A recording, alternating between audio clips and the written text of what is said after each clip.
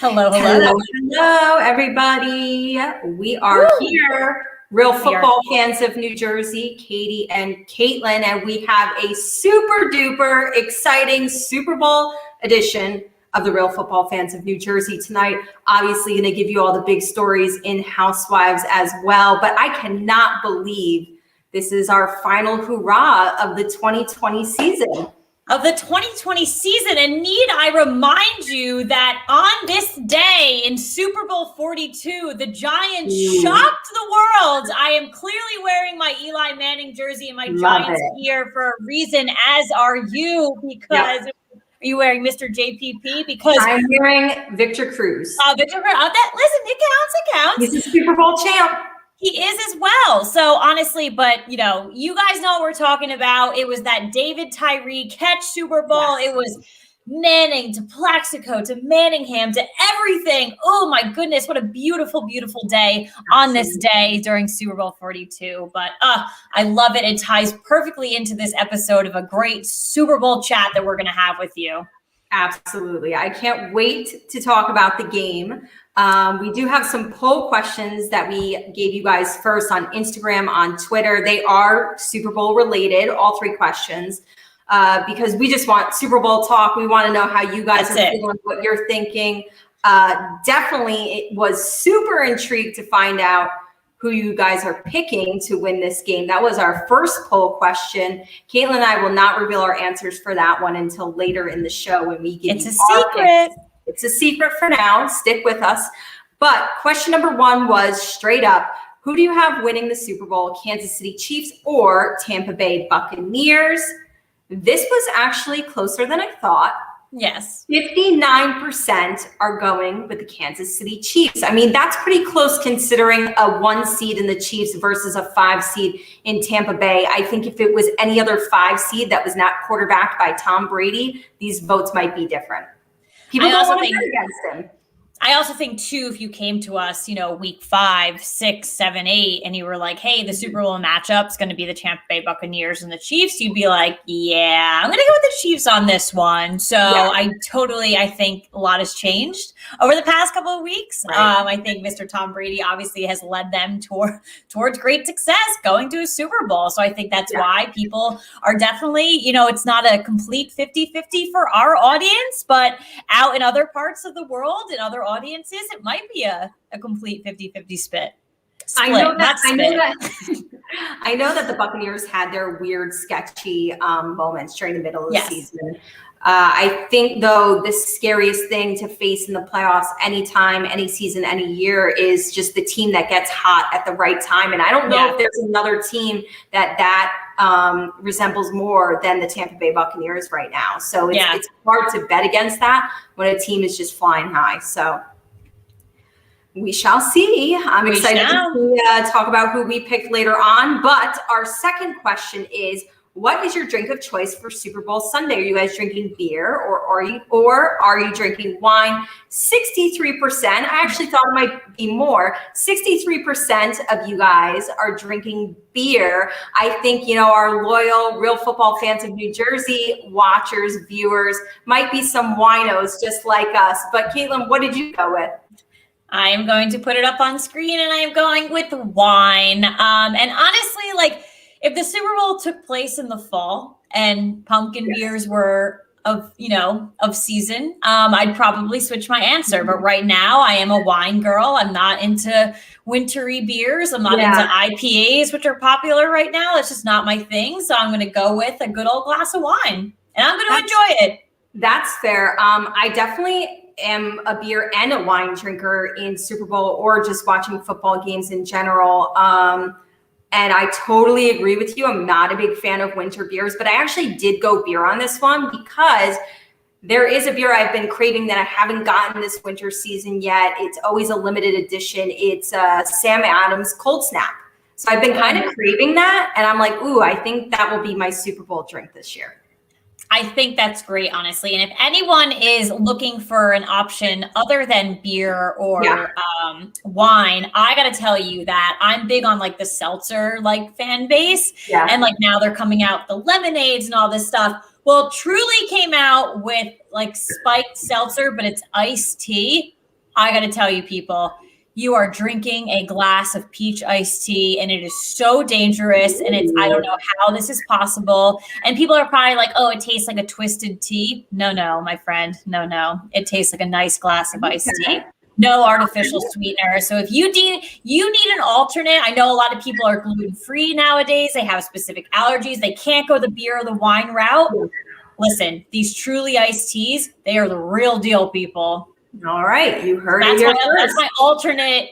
That's my alternate jersey for that. Are we sponsored by Truly now, and I didn't know it? Is that honestly? Was that a plug? I'm going to try to tag them in this. If they do sponsor us, I'm going to be so happy. We'll have to drink it on every show. I don't know if I'm going to commit to that or not. We'll have to rebrand. We're not the wine girls anymore. We're only drink is Truly. Oh my God. All right. Well, our final question, again, is Super Bowl related. Which wide receiver will have the better game? These two wide receivers have just been monsters all season long. Mike Evans or Tyreek Hill? We had 78% of you say Tyreek Hill. Caitlin and I are not going to give our answers because it ties into our game later on. But yeah, those are the biggest threats for both of these teams. Obviously, I want to throw in Travis Kelce too. No, he doesn't play the wide receiver position, but let's face it, he's always like top 5, top 10 in receiving yards every single season anyways. So he's acting like it. So he's definitely going to be a big playmaker in that game as well, in a game full of tons of playmakers, honestly. Wait, so I have to interrupt you here before we get into our first story for football. I was looking at pictures today because I was going to post because it's National Girls and Women's Day in Sports or whatever. I'll talk about it later. But, so it is that day. So I wanted to give a shout out. So I was looking at a lot of our pictures from the softball games, the two we went to, and the first one we went to, we were like so happy to like see Evan Ingram, and there's so many selfies of us like trying to get in them, and I literally just like wanted to go in and like delete all of the pictures. Oh my God. That just sparked my like literally just came into my mind because we're talking about Travis Kelce, and I wanted like, I hate Evan Ingram. It's so funny how you could just turn on someone so quickly. It happens. I saw those pictures. I was like, you make me so angry now. That's funny. Okay, but that not the perfect segue into our big source of football, but it is a segue for sure. Obviously, we did have poll questions, but if you guys do have questions or any commentary for us during the show, we are live across Facebook, Twitter, and YouTube. So definitely go ahead and give us your questions. Go ahead and comment. We will definitely be able to call you out during the show. All right. So we have to talk about, the big blockbuster trade. Blockbuster is in capital letters. We're not talking about Blockbuster, the video store. We are R.I.P. What? R.I.P. Blockbuster. R.I.P. and a lot. And some people might be saying R.I.P. to maybe both of these teams' records moving forward. But I'm just joking about that. But huge quarterback trade. Jared Goff and Matthew Stafford is who we are talking about. On Saturday, it was reported that the Detroit Lions quarterback Matthew Stafford was being traded to the Los Angeles Rams for quarterback Jared Goff and a package of picks that included a 21 third-rounder pick and first-round picks in 22 and 23. The trade will not become official until the start of the new league year on March 17th, which is so interesting that that's like the official new year. It should be like the day after the Super Bowl. Yeah. I got to tell you, I'm not a big fan of all these picks that they gave up. Well, listen, I mean, we're going to talk about it. The Rams don't have a first-round pick for like 800 years. Like, they're never going to get Matthew Stafford, who is an older quarterback, and how many more years are you really going to squeeze out of him before you have to go and get another quarterback? But the Rams, like, listen, like, you're a talented team in some areas. In the next coming years, like, you're going to need first-round picks. Like, what is going on here? So getting a little bit more of the details. So it was also reported that Detroit had more than 6 offers, including a few that offered first round picks, like we had just discussed up there, in this year's draft, though. So, but that deal, this deal with the Rams gave both sides what they wanted. Chicago, Denver, and Carolina were among the teams who inquired about Matthew Stafford. And again, Los Angeles Rams general manager Les Snead said Goff is a Ram at the moment. That was the narrative for the week after he said that. It was like, what the hell does this mean? All of this speculation. Jared Goff wasn't on the list of quarterbacks that people were thinking were going to move. And then he made that one comment and he's on the list. Exactly. And that happened right before last week's show, and we were like, ooh, Jared Goff's name might be in the mix. But we didn't know it was actually going to go down like that. No, I think they listened to our show on Wednesday and Saturday. They were like, pull the trigger. They're on to us. The people are on to us. Pull the trigger. But yeah. And then obviously the next day after he said that, it was, and it was an open competition and everything like that. So I don't know, wild and crazy. This is maybe not the big picture, but are you a little bit surprised that Denver was in that mix? Because I know Drew Lock had a very banged up season. He was not healthy throughout the season, but you did draft him pretty early. I was a little bit surprised to see Denver's name in that mix. I'm not, because there's rumors of Deshaun Watson to Denver, and apparently he does not want Denver. That was when he said, I want to be traded. That was when maybe it was to his agent. And this is all fluff. This is all rumors. I don't know if it's true, but word on the street is that he specifically said, I don't want Denver. So not really surprised. And what I thought was interesting, though, is that there was a list of teams, and the Matt Patricia effect came in, because the only team that they refused to speak to was the New England Patriots. So that was public knowledge to everyone, and that was a factual statement that they did not entertain anything from the New England Patriots. So they might have said bye to Patricia, but listen, that little MO still stays with them. Yeah. Well, let me ask you this question, because I'm genuinely curious. Actually, we probably should have polled the people, because I'm curious what everybody thinks. Let us know. Do you think, let's take it from the Rams' point of view, right? Do you think Matthew Stafford is that much of an upgrade over Jared Goff? No, I think he's a downgrade. I don't. You're not a big Stafford person. I'm not a Stafford person. I'm a Stafford believer, because he is a huge yards guy. I mean, this guy's always throwing 300 plus yards in games, and that's without having legitimate weapons, because Detroit hasn't had weapons since Calvin Johnson left. Your team would be at least a couple of inches better than they are now, though, if people are really so up in arms about Matthew Stafford. The Detroit Lions suck. They royally suck. They brought in a new guy in Matt Patricia and really, really wanted him to make this team succeed. If Matthew Stafford is truly what people think he is, and a talented quarterback, they would have been such a smidge better than they are. But they are not a good team.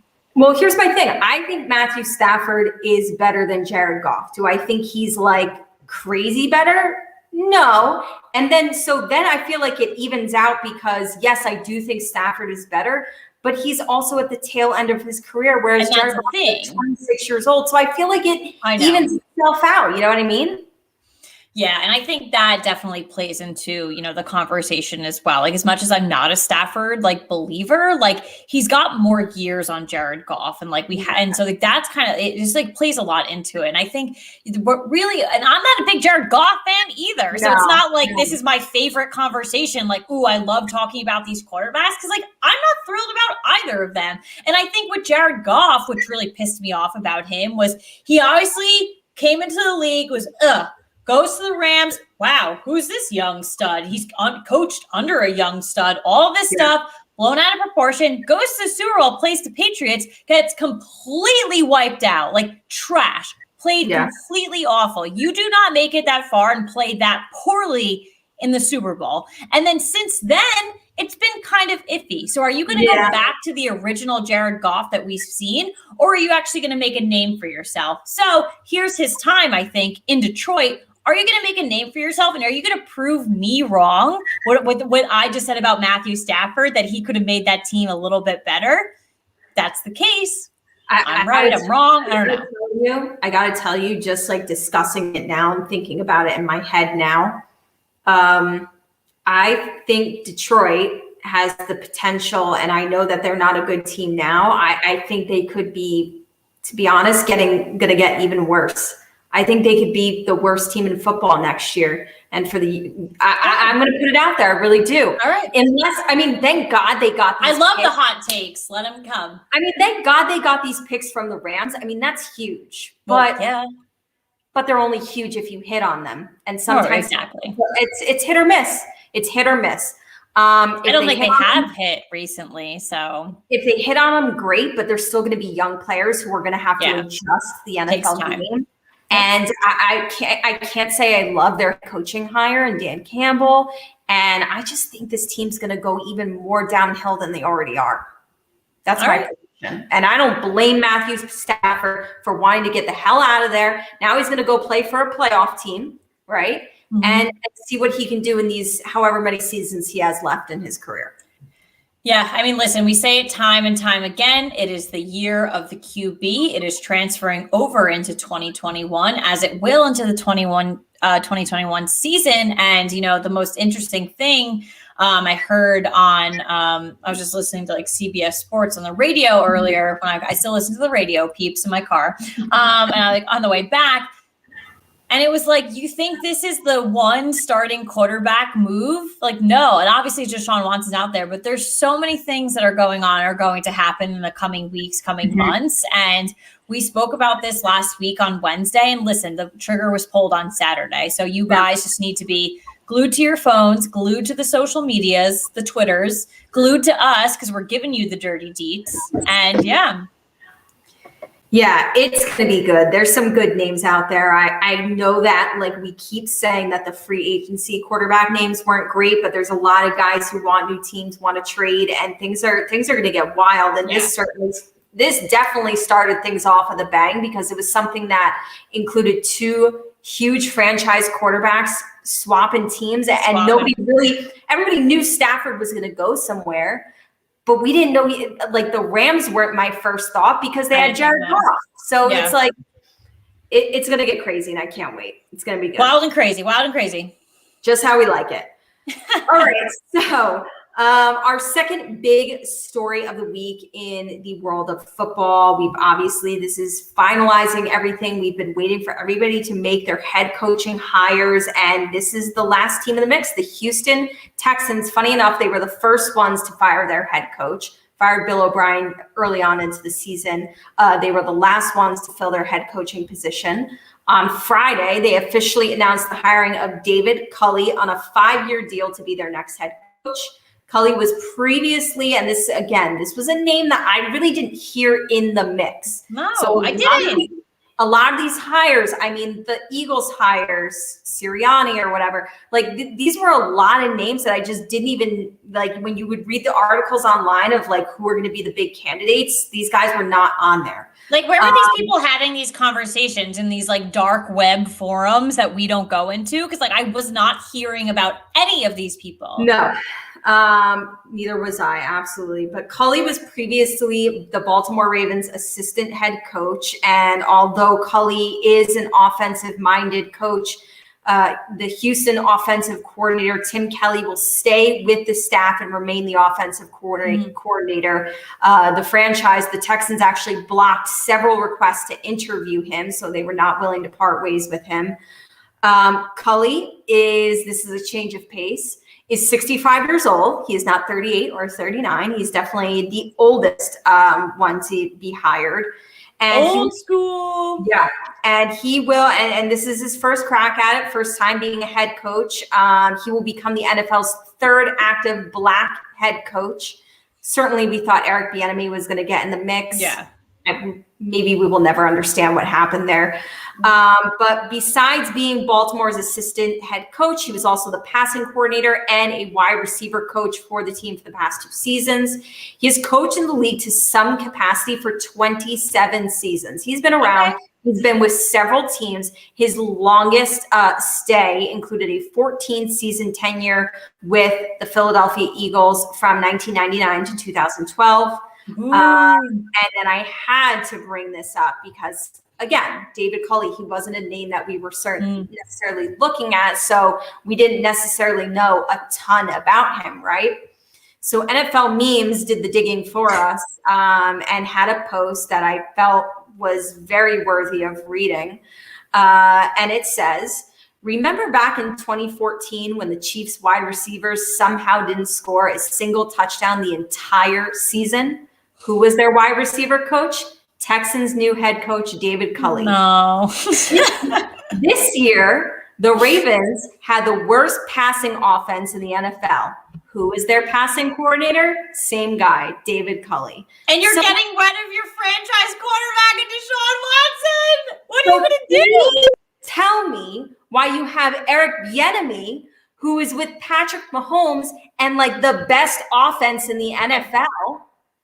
And there is a behind-the-scenes story with Bieniemy. I don't think there was an option to go after Bieniemy. Like, I want to like squash that. Like I want to and I'm not like an insider. Like, I'm not Adam Schefter, but like I need to like because I am the same person who's looking at everything. The data's in front of me. The experience is in front of me. His resume is in front of me, and there is just something behind the scenes that no one's telling us. Like.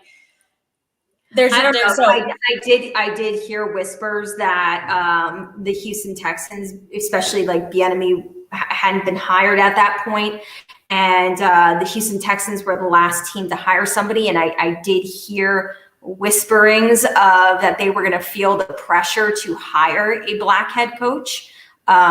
So I guess my mind went to, okay, they're going to be the ones hiring Eric Bieniemy. Right. I didn't see this one coming, but. Again, I would say like 75, 80% of these hirings I did not see coming. I mean, obviously we know guys like Robert Saleh was going to be like on the top of everybody's list, but I thought Bieniemy was on top of everybody's list. And there's something going on there. There's something they're not telling us.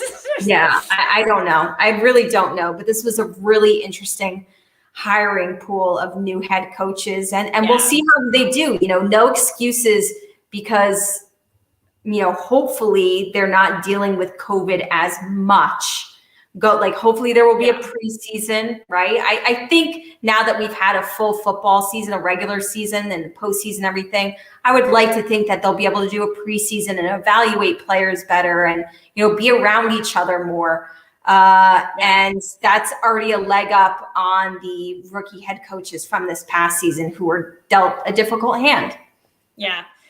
Which honestly, though, like I loved that point you made. I know we spoke about it last week and I think maybe the week prior. And it's, a bunch of coworkers that brought it up to me this week because I know I'm a huge football fan. Maybe this should be our third quick topic, but like shout out to the NFL for pulling off a season. Yeah. Like, you did not cancel any games. There was reschedules. You put that buffer week in place of a week 17. I actually thought there'd be like more buffer weeks. I thought the Super Bowl was going to be played at the end of February. Like I was convinced it would have been canceled. Like even like you see things right now, like the national like women's hockey league, like they're in a bubble and they just canceled their season. Like they had 3 games, I think, and they canceled because so to pull this off, no bubble, nothing. Traveling. I'm a big college basketball fan, and games were postponed and straight up canceled left and right. So, definitely. So, just like this could be our mini third hot topic, but just and we've said it before on the show too, though. It just deserves all the praise, I think. And I don't know what they're doing. I think every other sports organization needs to go to the NFL to Mr. Roger Goodell, and I think a lot of people shit on him, but maybe we should give him praise for this. I think that organizations, businesses should take a note from the NFL, not just sports organizations. Like a lot of, as we, shift to like the new normal of things, like I just like, this is, I don't know how it happened, but I'm so happy it happened because we're in this like crazy quarantine mode of things. So it kind of kept us sane a little bit over the past couple of weeks, but I'm sad it's like ending. Like, can we just like start it over again real quick? I know. But I mean, that's the only downfall. So like with the other like sports, like basketball, hockey, and like other areas, and like how they started again so quickly because they ended so early. So why don't let's just get football to start again right away. March, right away. I'd be cool with it. March season. But yes, honestly, just kind of another big shout out there. Absolutely. Alrighty, so turning to the big stories of the week for Housewives, and don't you worry, we are coming back to football and playing a fun game later. Yes. But oh boy, so we have a housewife who was fired from a sponsorship. Like, boo-hoo, you probably make enough money anyway. But Kelly Dodd has officially been fired by Positive Beverages. I have no idea what Positive Beverages are. So. But over the weekend, Kelly Dodd was fired as a sponsor of Positive Beverages due to her controversial views and opinions, and the company felt over the past few months that she was just a distraction from their primary objectives. So we do have a quote from the company, and it's from the actual the CEO. So we welcome all people. However, there are in whatever they are passionate about to Positive Beverage. But there must always be an underlying layer of respect. Unfortunately, we feel Kelly's stance is no longer congruent with our core values. We appreciate her contributions during our affiliation, and she will always be a part of Positive Beverages' history, but we do not align with her opinions or global views while we uphold our own values. So that is the quote. Obviously, a very powerful quote directly from the CEO. It's not like it was from their PR team or their comms team or, someone just making an official statement from the CEO. Right. So Kelly did take to Twitter to say that she was glad she could help them put them on the map, and she wishes them well, and that she's excited about her next venture in the beauty industry. So she did shut down rumors too that she was fired from Orange County because contracts haven't come out yet. But she did insist that she thinks Bravo is going to fire her ahead of season 16, and that production favors Bronwyn. And if they have to choose between the two, that they're going to choose her. And, she also will quit if Bronwyn comes back. So this is no way in hell Bravo is not going to have Bronwyn on the show with that. No, I don't think they're taking her back. And here's the deal. Milk that for all it's worth. There is a huge social media mob out there right now that wants to cancel Orange County in its entirety, and not like cancel culture, which I don't like cancel culture. I hate cancel culture. It's just people knowing, and me, I'm an Orange County fan, and they've been pissing me off for the past 4 or 5 seasons, like royally pissing me off. And I think now every other fan is kind of being like going in Caitlyn's shoes and understanding like they are so annoying and they suck. And this season, it really put a lot of it on it. You have Shannon Bedore, who sucks, is kind of like a mute this season. Bronwyn and whatever. Still on the show, well, she didn't do much this season. She said absolutely nothing during the reunion. You have Bronwyn and her batshit crazy storyline. What the hell is going on? Every week is something new. And then you have Kelly Dodd, who's pretty much a racist. I don't know, she is a racist, I think. And she doesn't believe coronavirus is real. And she thinks it's nature's way of killing people. And I don't understand what is going on in her head. I didn't like her since season 1. So I don't understand where the world is coming on to this now. I called it out. Season 1, she's a Looney Tune. Come on.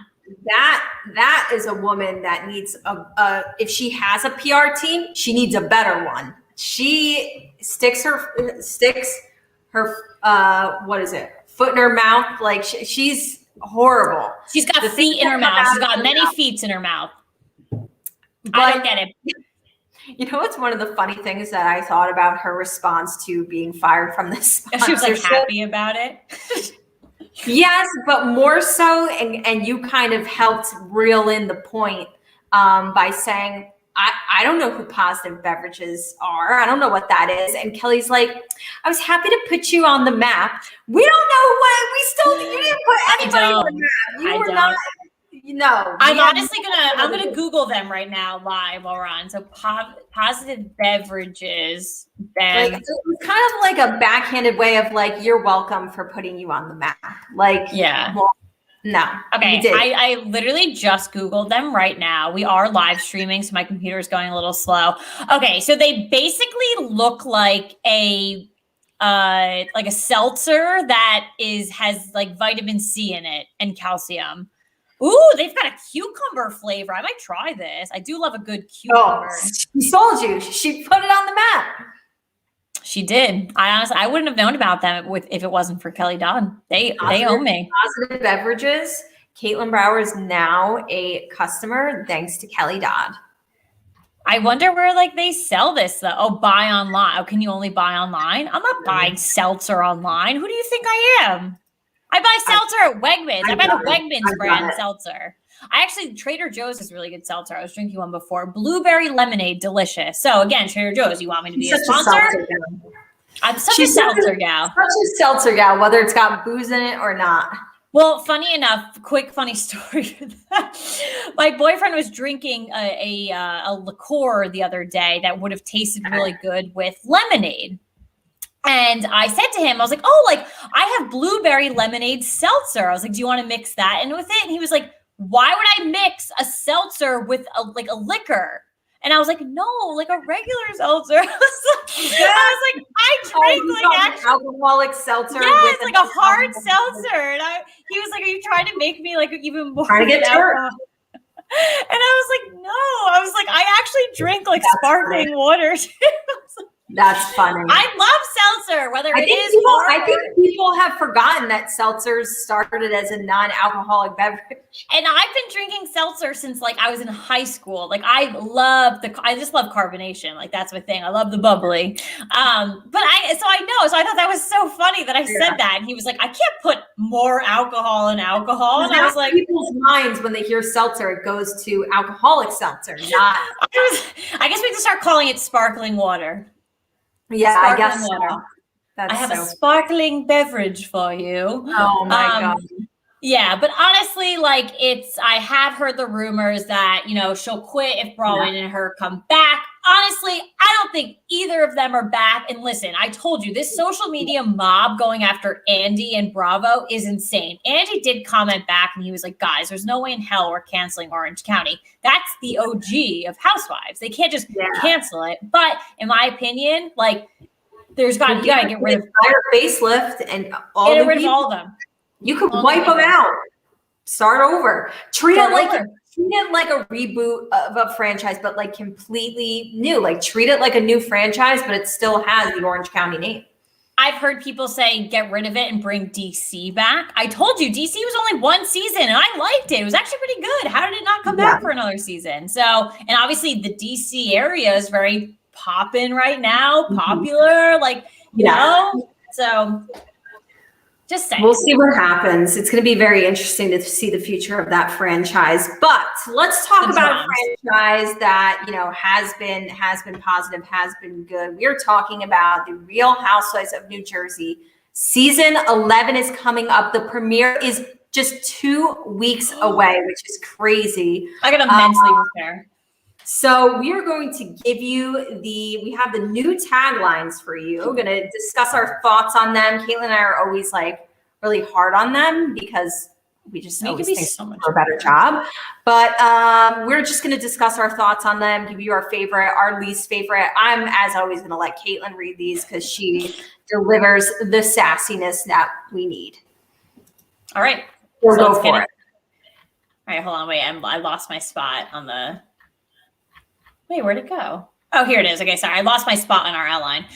Okay, so we're starting with Miss Jennifer. Yes. Whoever says money can't buy happiness clearly doesn't have my credit limit. Do you want me to do all of them? Then we'll talk about them? Go for it. Okay. Then is Jackie. I may be cut from a different cloth, but it's top quality fabric. Margaret. I renovate, elevate, and sometimes I instigate. You do, my friend. Okay. Melissa, I can tell you're green with envy and honey. Oh, sorry. Ignore that. I'm going to redo it.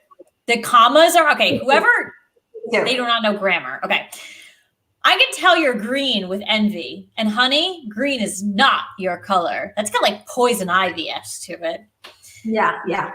Dolores, I'm loyal and I'm lovable, but don't you dare call me gullible. And then finally, our girl, Teresa. Yes. They say it's never too late to start over. I say starting over never tasted so good. Ooh, some spiciness to Teresa. You know what it is? I like it better when I read them. Like they sound better coming out of my mouth than they when did. You like read it in your head? No, or just I think didn't we see the video of them doing it? Yes. We saw the video of them doing it, I think. The video is out there. I haven't personally watched it. Yes. I've only read the tagline. The video is definitely out there. And I think I think that women get so serious with it and I kind of have fun with it. But like it's like kind of awkward. But yeah, I mean honestly, like open discussion here on these. So they're not my favorite. I have comments on pretty much all of them. So maybe why don't we just start with our favorite and least favorite? So which one are you loving? I think I just like, given that we've seen the preview already, we know that Teresa is going to have a wild ride. I guess like hers is my favorite, just because I don't know what she means by starting over never tasted so good. Like it's probably it's got a lot of sexual innuendos in it. And I just don't really know. But I'm excited to see single Teresa this year. So it's going to be super interesting. I think we've all been kind of waiting for it. And you know what? I think a lot of people are kind of bummed that we're not going to see her new boyfriend on this season. But I kind of think we do need this season of Teresa, like watching her be single before she's taken again, right? Yeah. I kind of want to see her date around before, like I said, before she settles down again with a new guy. I agree. So it's going to be very interesting. My favorite, and totally not biased just because she's my favorite gal of the group, I thought Melissa's was kind of clever. She's always got to throw envy in there. She's always got to throw it in there. But here, I'm going to tie that into my least favorite. And I'm going to say my least favorite is Jackie's. And it says, I may be cut from a different cloth, but it's top quality fabric. Is that because she's Jewish? No. Is that what that means? That could be like she's not an Italian Jersey girl. That could be. She's kind of like she's got the blonde hair. She's got more of a like Cali look than she does like a Jersey look. I don't know. But I think the reason I don't like Jackie's is because I imagine the people that write these would probably think hers was the hardest because she doesn't have anything or any storyline that particularly stands out. Yeah. So I think you can be successful with somebody like Melissa or Teresa because Melissa, yes, they're envy related, but that's like her big thing. And like Teresa being single, they tied that in. And so I think when you have somebody that doesn't have a huge storyline or a huge personality presence, I think it makes it difficult to write these taglines. And I think that's why Jackie's was the least successful for me. Yeah. Oh, yeah. What about you? What was your least favorite? I honestly hate Jennifer's. And it's funny that she makes a tagline about her money, and I think she has in the past as well. But when she's on the show, it's more so like, you know, I don't have to talk about my money. I'm good. Like I would never put that in your guys' face, like all this stuff. And it's just like, bitch, pick a side. If you want to boast about your money, then do it. Just do it. Who cares? And I'm actually, funny enough, I'm actually going to bring her up a little bit later. But I do feel she's gotten better. She was really like hardcore with it, smack you in the face with it. I have however many bathrooms in my house. But yeah, this is kind of feels like we're bringing it back to Jennifer. It's back to her rookie season. Yeah. So it's just like, it's just like frustrating. And the thing that people didn't really love about Jennifer. So, and I really do like, it scares me when like famous people like boast about their money like that too, because like it brings me back to like, I almost have like PTSD, even though I didn't go through this, but like the whole thing with Kim Kardashian when she posted a selfie of like her in a hotel room with like a $1 million ring on, and she got robbed like 5 minutes later. Like, people are looking for this shit. Like, they're not stupid. Like, they clearly know where you live, Jennifer.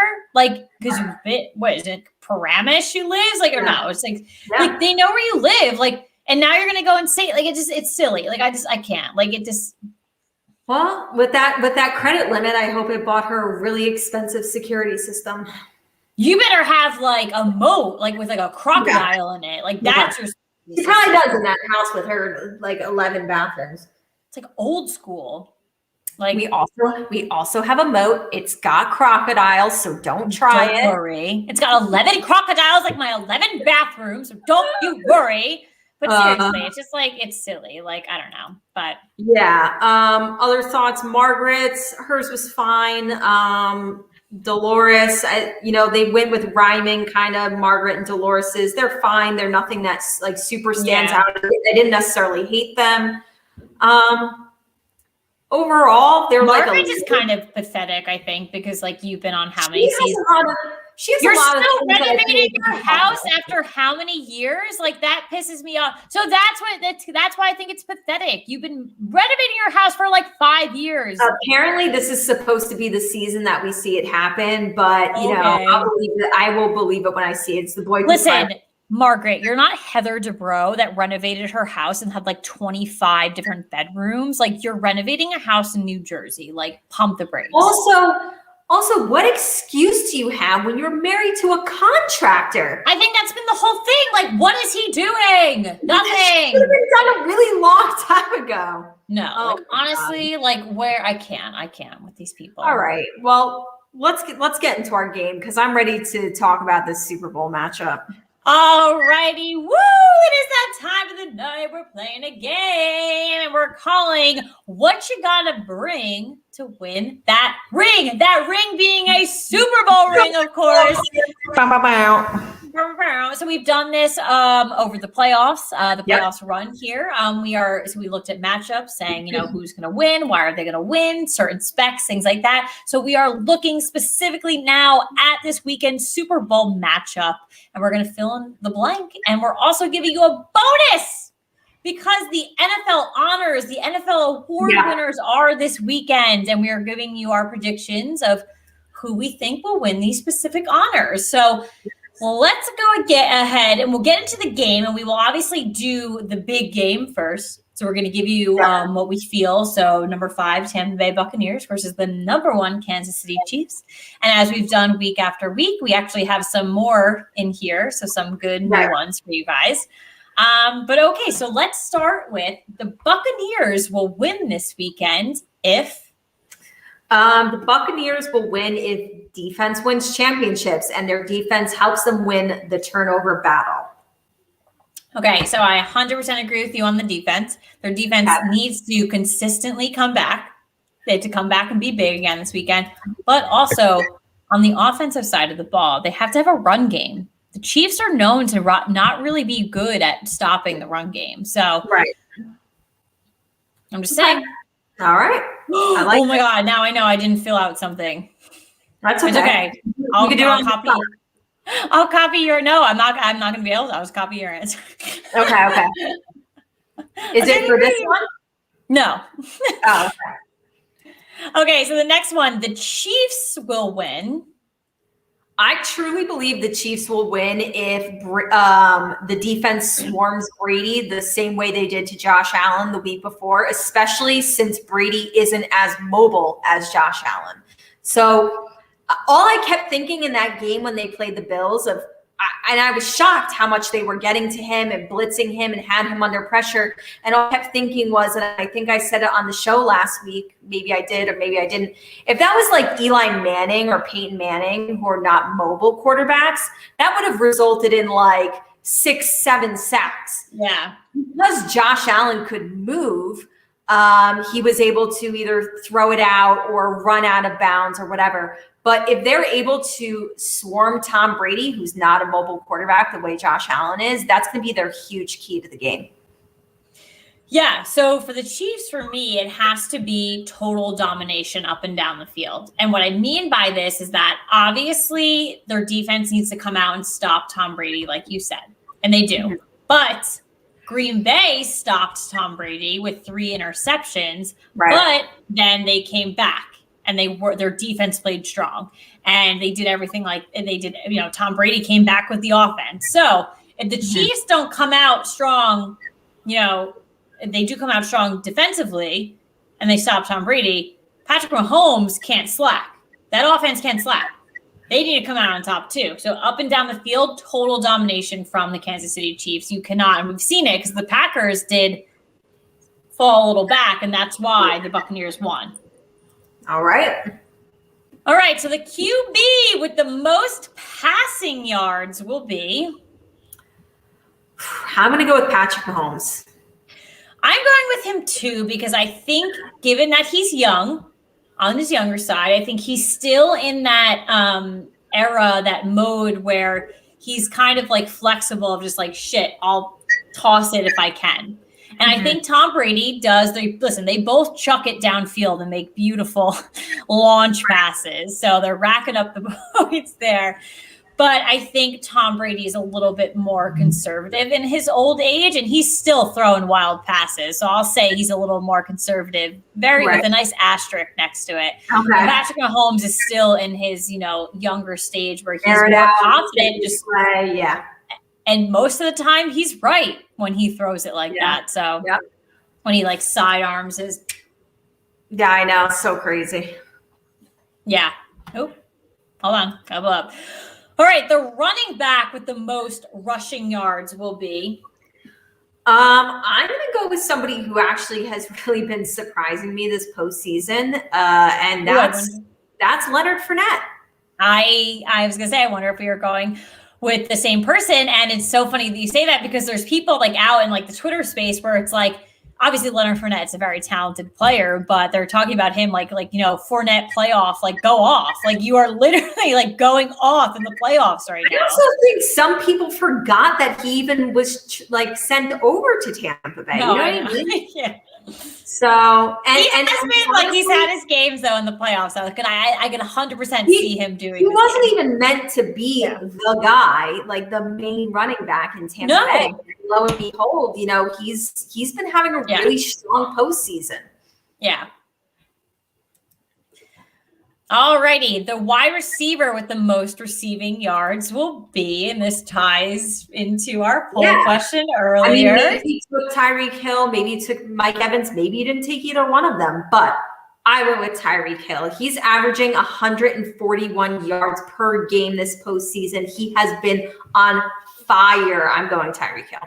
I'm going with Tyreek Hill too, and it's because if you put their stats next to each other, they're both beyond talented wide receivers. I did make a minor note to this last week, and I didn't want to get trampled by Tampa Bay simps out there and Mike Evans simps out there, but Mike Evans is a lazy player. He really is. Tom Brady throws it to him, and he cradles the ball, and that's it. It falls into his lap a lot of the time. Tyreek Hill's an athlete. If he is not close to the ball, his nickname is Cheetah for a reason. He'll get it. He will go and get it. He is an athlete. He's a yards after catch kind of guy. You can dump it to him and he'll take it to the house. Yeah. Or if the throw's not really that close to him, he'll attempt to go get it. He'll find it. He will find that ball. So I have, and that's my take on it. And again, I know it's a little bit of a hot take, but I do think Mike Evans has a lot given to him. And so I think Tyreek Hill goes after what he wants a little bit more. So I do think he will perform better in this game. Right. And which I think will be a very close, hot game. So yeah, I expect both of these guys to be huge factors for their teams. So yeah. All right. So the most impressive defensive player will be, and this is a new question for us. Yeah, I wanted to give it to Devin White because he's been an absolute beast. I talked about him last week or 2 shows ago, how he's been an absolute animal. But I do want to switch it up because you do a lot of times have performances in the Super Bowl from players maybe you didn't expect to be the number one stud. But I'm going to go with Shaq Barrett from the Tampa Bay Buccaneers. He's first in sacks. in this postseason, and he knows how to get after the quarterback, and that's who I'm going with. You're smiling. Did we pick the same person? No, I don't know. I think it's funny. I am going with his counterpart though, and Jason PierrePaul. Okay. Obviously, he's been someone that the two of us have followed tremendously after his departure from the Giants. Yeah. He has been making a name for himself in this playoff run into the Super Bowl. Made the Pro Bowl this year. Yeah. He was eye-opening with the Giants and a person that you watched week after week and wanted to know more about. He still continues to be that player for me. So for sure, definitely want to see, and I think he will, outperform a lot of people this weekend. So I'm rooting. I don't know who. I guess I'm rooting to be right with what my pick is. But I'm rooting for him no matter what to have a good game. And of course that goes on the other side with the Chiefs with Steve Spagnuolo, defensive coordinator. I wish them both, if they could both win, I would love it, but we'll have to see what happens. Wait, so mini side note here. So I don't know if you've watched any of like the pre-Super Bowl, like media conferences, press things, whatever. So they do have like their Q&As, like with the press and like whatever. So is this when OC Umenyiora talked to JPP? Yes, but then the other day too, he came into Steve Spagnuolo's conference too. And oh, really? I didn't see that. Yeah. So honestly, for those who are watching or listening, you guys have to go see it if you're Giants fans. OC Umenyiora did enter both press conferences for both the Tampa Bay Buccaneers and for the Kansas City Chiefs. He interrupted Jason PierrePaul's press conference and Steve Spagnuolo's. And if you listen to it, because everything is via Zoom now, it just comes on over the speaker and it says, your next question is from, it says OC Umenyiora. It's just honestly, Jason PierrePaul's smile is to his ears when he answers. Yeah, it's so cute. Steve Spagnuolo's is even cuter where he's just like, oh my God. He's like, my man, OC. And it's just so, obviously, like I'm a huge OC fan. So like that made my day. But I love it. If you guys are Giants fans, the videos are all over the internet. So go ahead and check those out. I got to catch the Spags one. Both of them are adorable. So go ahead and check those out. Okay, so moving on in our game. So the wide receiver, we did this right. Sorry, the MVP of the game will be. Maybe this ties into my winner. Maybe it doesn't. But I'm going noise. I looked up. Oh, sorry. I'm going with Patrick Mahomes. Okay, and maybe this ties into my winner, things of things. I'm going with Tom Brady. Ooh. Okay. So the team that will score first will be? I'm going to go with the Buccaneers. I just feel like they start games really hot. I feel like they're very prone to getting out their first drive, putting up points. And again, maybe this will just come down to a coin flip. Maybe they'll both score in the first drive, but I went with the Buccaneers. Listen, there's a stat out. I think you have to go like NFL on Fox on their Instagram or their Twitter. Like, there's a stat.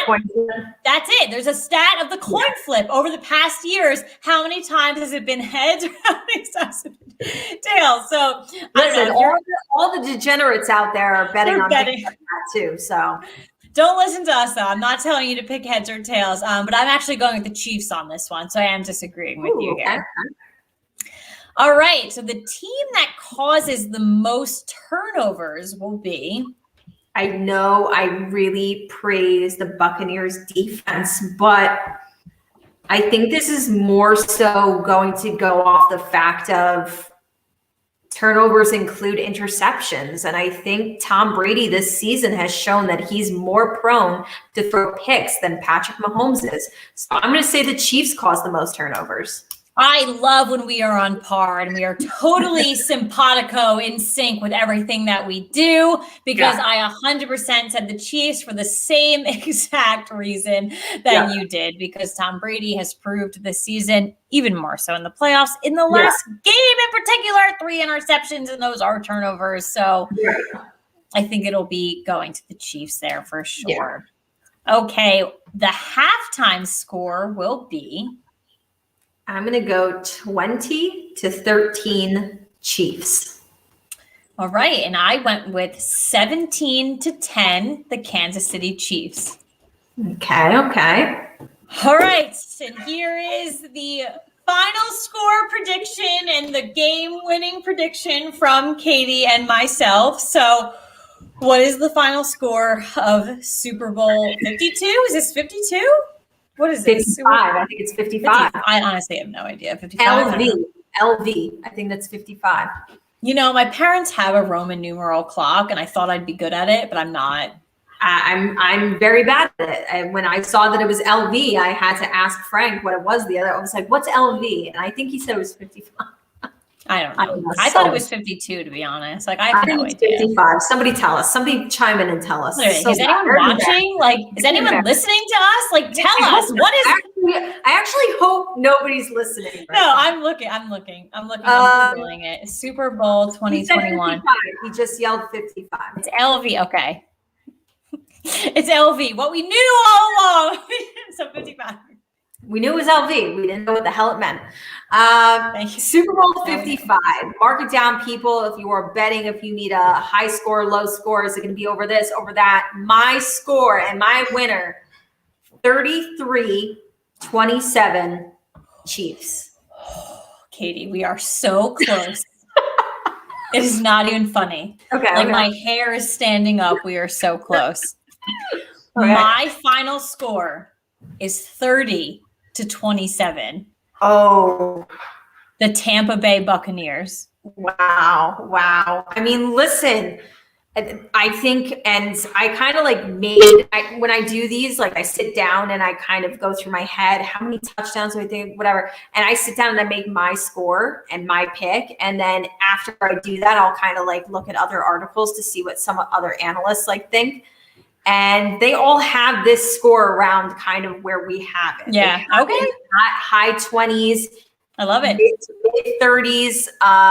And it better be a good game. And these ending scores are a good game. That's all I ask for. I hope it is high scoring. There's been times where we've predicted high scores for certain games, like the Baltimore-Buffalo playoff game. Like nobody would have expected that. So I do hope it is high scoring. I hope it's a great game. Yeah. I did sprinkle this in. I didn't tell you about this, but I have some fun facts. These two teams, and I don't know if everybody remembers this or not, but these two teams met in week 12. So I have just a couple little tidbits from that game that I thought were really interesting because week 12, it wasn't that long ago. That's towards the end of the season. No. Kansas City won that game 27-24. Patrick Mahomes threw for 462 yards and 3 touchdowns.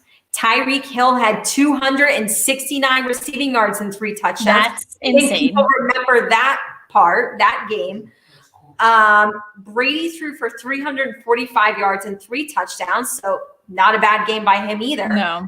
But he did throw 2 interceptions. So there you go. Gronk was Tampa Bay's leading receiver in that game with 106 yards. Don't sleep on Gronk. No. The two teams combined only had, and we keep talking about defense a lot, right? The two teams combined only had 3 total sacks in that game. And Kansas City led 17-0 after the first quarter.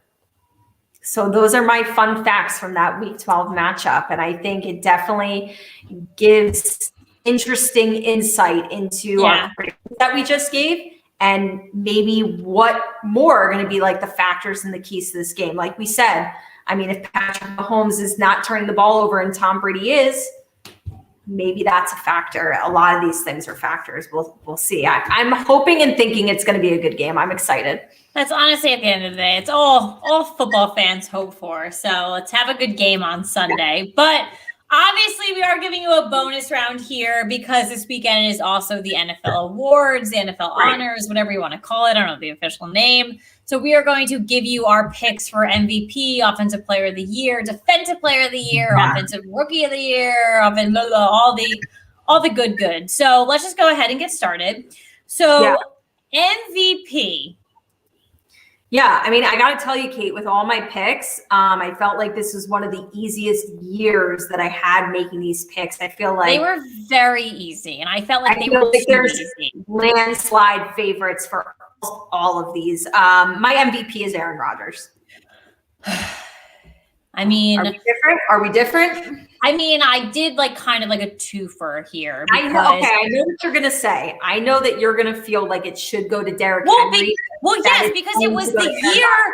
Because a year or two ago, we were saying the same thing about Aaron Donald. We wanted him to win MVP because what he was doing on the defensive end of things was insane. Derrick Henry has over 2,000 rushing yards. You do not see that. He is a MVP candidate, in my opinion. If you read up on the blogs and all the analysts, he's in there. He's in the conversation.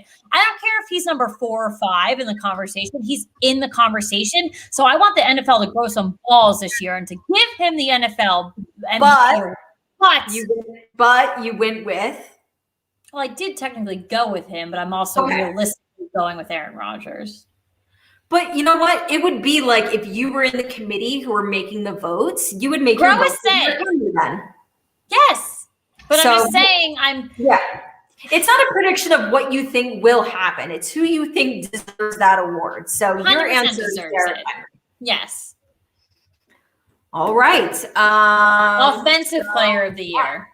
Offensive player of the year. I'm giving that one then 100% to Derrick Henry. Well, I am as well because it deserves to go to him as well. He deserves to get that as well. It's happened before where people have gotten both. So good. Give them both.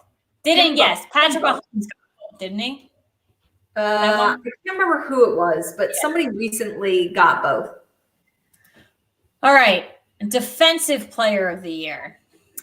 I guess this is one of the ones that maybe you can make arguments for. People could say certain picks. I went with TJ Watt. Yeah, so I was torn between him and Aaron Donald. I think that's the other main name in the mix. I think when it comes down to the nitty gritty, I did give the advantage to Aaron Donald because he was playing for, I think when I like to take into consideration 2 teams that maybe like aren't the best of the best, like the Steelers, listen, the ending of their season was very, very like suspect. Don't know what's going on there, but they were the hottest of the hot for a while. You know, Aaron Donald's been holding it up out in LA for a very long time, doing big things for that team. So I think that I'm always impressed by him. So I'm going to give it to him. So yeah, I mean, I think those are your 2 front runners there, and either guy would be 1,000% deserving of that one. All right, let's talk about our rookies here. So offensive rookie of the year. I know that we got asked this question like a couple of weeks ago. Who should get it? I think it was at the end of the regular season. The battles of the Justins. And I think we did come out on the show and say, if this is a recipient award, I would love that. Now, if you're going to force my hand and I'm going to pick, and I think I said it when we talked about it, the quarterback is the most important position on the field. And I think it's really hard to be a successful rookie quarterback in the NFL, especially in the time of COVID. Like we said earlier in the show, all the adversity that you had to face. And I'm going to give the slight edge to Justin Herbert, but I would love a co-recipient. I know. I agree. And we did talk about this a couple of weeks back. It was a phenomenal question given to us. And obviously it's playing well into tonight. But my argument that night for Justin Herbert was the QB position, especially when you're a rookie as a starter. And he was put into that starting position. He was thrown into it. He wasn't starting the day one. It's under a microscope. You can be any other position on the field as a rookie and people are watching you, but no one is manipulating you. No one is looking at your every move and commenting on that. The quarterback position, even when, look at Eli Manning, retired last year, every move he made was still under a microscope. It is a hard position. And I think Justin Herbert came out with class. I think he came out with poise, and he did a lot of stuff for that team. So I got to give it to him on this one. I like this kid a lot, and I know the whole hype was around Joe Burrow, and I love Joe Burrow too. And I know even sometimes the hype was lost on Justin Herbert and maybe shined on Tua. But Justin Herbert definitely exceeded expectations in my mind. Yeah, I agree. People didn't know, is this kid going to be a good NFL quarterback? And he passed with flying colors. He had an amazing year. Absolutely. Continue with our rookies, defensive rookie of the year. Chase Young. You can't make an argument with anybody else. And you know what bothers me so much? He's such a likable player too in person. So it kills me that he plays for Washington because I'm like, I like him so much. I really do like him. just a super fiery competitor, great leader, and a guy that you are blessed to have on your team. Yeah. And the Washington football team is very, very, very lucky with Chase Young. For sure. All right. Comeback player of the year. Easiest award to pick, hands down, Alex Smith. The fact that that man even, you know what, even if he had never didn't play a single game this year, the fact that he just came back to football, even if he stood and held the clipboard on the sideline, you'd have to consider him for this award. Yeah.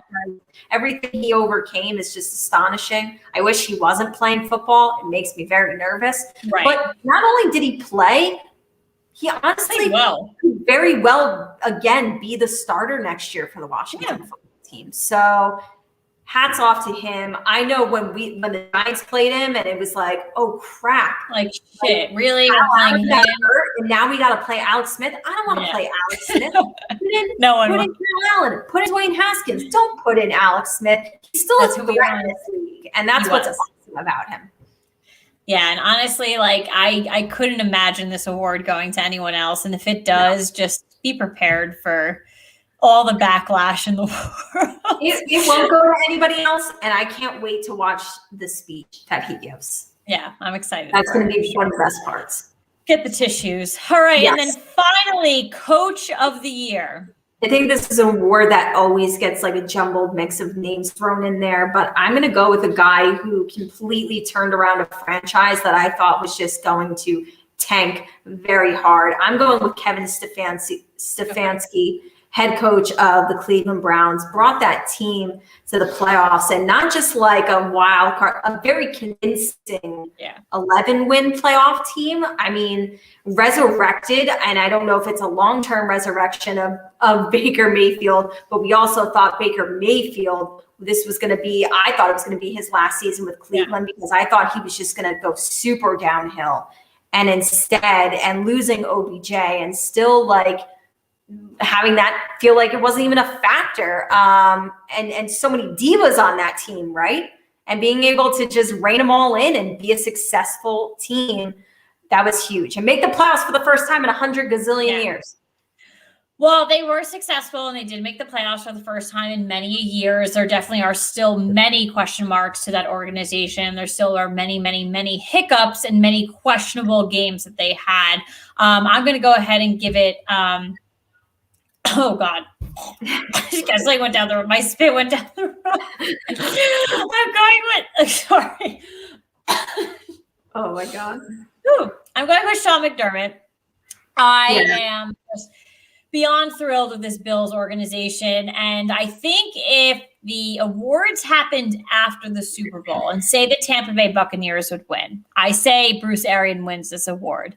My argument for Sean McDermott is that I think the Bills are on the road for success for many years to come. Yeah. The Tampa Bay Buccaneers, in my opinion, and maybe I'll even pull in the Browns because of Kyle Stefanski, they might be, kind of one and done.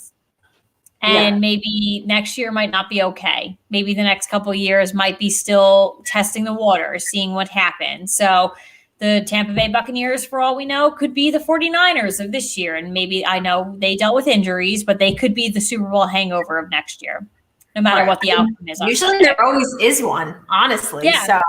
And no matter what the outcome is of the game, they can still have a hangover for sure. Yeah. And I really got to give it to this Bills team. And it's obviously under Sean McDermott's leadership. And I think he's done wonders for that organization. And my main reason for it is that they will be successful years to come. It's not, this was not the season.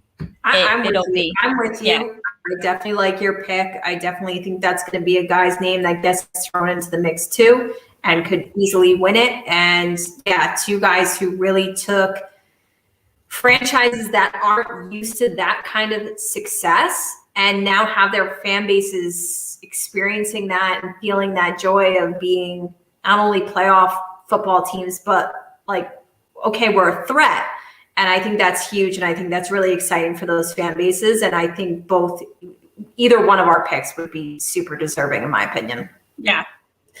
All right. Well, those are our predictions. It's going to be a great weekend, and I can't wait for it. But let's get into the point of the night where we get it off our chest. Positive, negative, football, Housewives, wine, Super Bowl, this crazy snowstorm that we had. Oh, my God. Whatever you feel like. Caitlin, why don't you kick us off? Well, don't even get me started with the snowstorm. I didn't even know if that was an option for our get it off our chest. But if I look out my window right now, there's just mounds of white snow. That's it. It's just there. It's just out there. So I don't know when it's going to melt, to be honest, but I hope it does eventually. But my get it off my chest is short and sweet and positive. It is technically today is National Girls and Women in Sports Day. It is definitely a mouthful of a hashtag on social media. Yes. So, but obviously women are not the only, gals, females in sports. There's girls in sports too, very young, old, everything, all the females in the sports. So I just wanted to give a quick shout out, and we did on our Instagram and on our Twitter account. Just big thank you to our fans and our followers. We could not do what we do every single day if we did not have a support system. Our support system literally spans from our family, our close friends, to brand new friends that we've made over the past 3 years in the Giants Twitterverse, just the Giants world, ever, even just sports world in general. We have made such a great following and fan base and great connections and relationships with people. And we are just truly, truly grateful for all of you. And we could not confidently sit here week after week and shit talk all the stuff that we talk about, whether it's football. I know we sprinkle Housewives into the mix, but sometimes a little other sports talks comes into the mix. But we couldn't do it confidently. We couldn't produce this and send it out to you every week without your support. And like you'll see Katie's and mine's stories that, there's a nice little GIF on Instagram. It just says women belong in sports, and we do. And we're not the best of the best out there. We're not these top analysts. We're not everything like that, but we know what we're talking about. And at the end of the day, it brings us joy. And that's the most important thing. I think too, women in sports, as far as what we're doing too. And as far as analyzing the game and analyzing the teams and the players and everything like that. One of my things that I'm not a huge fan of is when I see women do get their opportunity to kind of commentate and analyze, and they're almost just there. You see it on ESPN a lot. You see a lot of the women just there to kind of mediate the conversation. Yes, I say that all the time. Like that. And I think we need more of we actually sit. And there are some segments in some shows that the women, they're spitfires and they sit down and they give their bold opinions like we do. And I just want to see more of that. I don't want to see a cute blonde, just mediating the conversation, because I would believe that woman sitting around and talking all day long about sports knows a thing or two. And I want to hear that, because we know what we're talking about. So yeah, it's funny. I do, because every morning I do sit with my boyfriend and we have coffee and we watch Get Up and we watch Sports Center and we watch all this stuff. I do always, kind of side note to him when a girl is involved and she is more mediating. I always think about you, and I do tell him, I'm like, Katie would be so good at mixing in with these men. I would be itching. I would be foaming. I know. All I was told is I can ask the questions and segue. Yeah. No, if I didn't get to voice my opinion, I would die. Yeah. And I do have to say, baseball, for example, they have actually hockey. I've actually seen the NHL recently. Yeah. They have a lot of women who are doing it. And the NHL, I got to give them credit. The Islanders, for example, they have women just doing it together. There's no men involved. And I'm not asking for a woman in, what's the word? Everything, I don't know, a women, what is the word? Oh my God, I can't even think of it. Just owned universe. I don't want you to pop in. It's just all female. That's it. Anything like that. We have to have that diverse mix of people. You just need people that know sports. Why couldn't there be a segment where it was two girls or all girls? Absolutely. There's segments where it's all guys. Why couldn't it be a segment of girls? So I would love it. I would too. But again, just honestly, like we would not be here if you guys did not support us like every single day. And we have so much support. And at the end of the day, like I said, this just brings us joy that we do this, like this fun. This is everyday talk for us. If we didn't do this for you guys live or on the podcast, we'd just be talking to each other every day anyway. So now we just do it for you guys and for the support, and we get that support. So yes, thank you so much. It is a very positive day. I did read someone say, like, I hope there isn't a day that we have to celebrate this, that it's just natural. But listen, right now, let's celebrate it. I get your mindset, but let's celebrate it now. I love the super positivity. I love the message. I love the topic of conversation. And so on that note, I think I'm going to leave you guys with a teaser and hang on to my get it off my chest until and this teases what it's about. I'm going to wait until after the season finale tonight of the Real Housewives of Salt Lake City. And I'm going to save my get it off my chest for next Wednesday when you see me, because pretty sure it's still going to stick around for me. It probably will. And I am honestly shocked that it is the last episode. I think the whole 13 episodes. I think the whole Housewives community is shocked. That being said, obviously you do not want to miss that. Tonight. So the Real Housewives of Salt Lake City is the finale. It's on tonight at 10 p.m. So you're listening to us live right now. You have a little over an hour to go get ready for that. Real Housewives Atlanta is on Sunday at 9 p.m. It's Super Bowl Sunday, so I'd probably DVR that one. Dallas is on. I thought that there wasn't going to be an episode. I think last year they did not have it. Right. Yeah, I'm pretty sure they didn't. So listen, maybe it's a rerun. We don't know. But anyway, DVR it. Real Housewives of Dallas is on Tuesday at 9 p.m. I got to tell you, I've been catching some episodes of Dallas this season. It's pretty good. I might actually do the full thing. Yeah, it's pretty good. Yeah. So you have the NFL honors on Saturday on CBS. So obviously CBS owns the Super Bowl this year. So that's very good to know.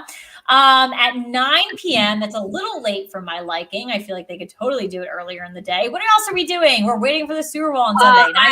I do not doubt by any means that it will be on repeat on Sunday. But also people, and I didn't put this in our notes to watch this as well, but the Puppy Bowl. Catch the Puppy Bowl. I love the Puppy Bowl just as much as I love it. And you guys know I love football, so that says a lot. But I love the Puppy Bowl. The Puppy Bowl. Catch that on Sunday. Super Bowl 55 is obviously on Sunday. It starts at 6:30, but there's going to be so much leading up to it, including the Puppy Bowl. There's so much leading up to 6:30. So I am so excited for Sunday. I love a good game. I love a good get together with family and friends and food and beer and wine. Like we told you, wine for me. I'm definitely going to make buffalo chicken dip. I think we're making homemade pasta. Like I am ready. Ooh. I'm ready for Super Bowl Sunday. You are. Now I got to get my menu together. I know. You got all I know is I'm probably drinking Sam Adams cold snap. That's my menu. Listen, at the end of the day, you might only need beer on menu for Sunday, but all right. Well, thank you guys so much for joining us for another episode of the Real Football Fans of New Jersey. Next week, we will be talking about our Super Bowl champion, and it's going to be a wild, wild weekend, wild Sunday for sure. But thank you so much for joining us, and we will catch you next time. Cheers. Cheers. My wine glass was not on camera.